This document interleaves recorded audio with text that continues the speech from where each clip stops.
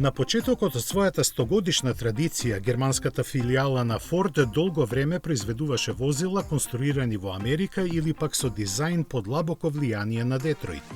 Првиот целосно европски производ беше Таунус 17М од 1960 година, чиј изглед беше футуристичка пресвртница и придонесе марката да го зацврсти својот имидж и пазарно да му се приближи на Опел.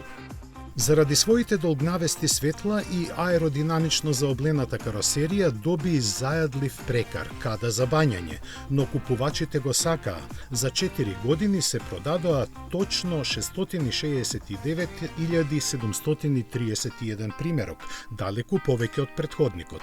Влијание имаше и квалитетот која докажа долговечноста на механиката многу после пристенувањето на неговото производство.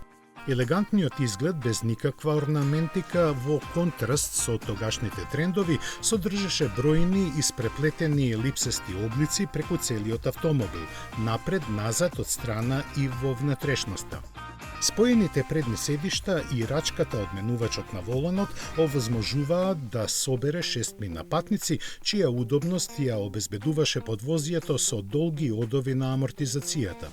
Каросеријата од 4,5 метри се произведуваше во 3 стила, како лимузина со 2 и 4 врати и караван.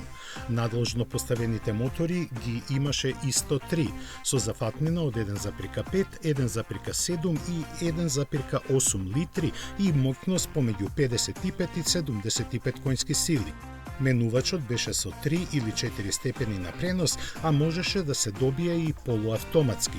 Заради тоа што ознаката 17М се пренесуваше од една на друга генерација, ретроактивно е наречен Таунус P3, како трет последвоен германски модел на Форд.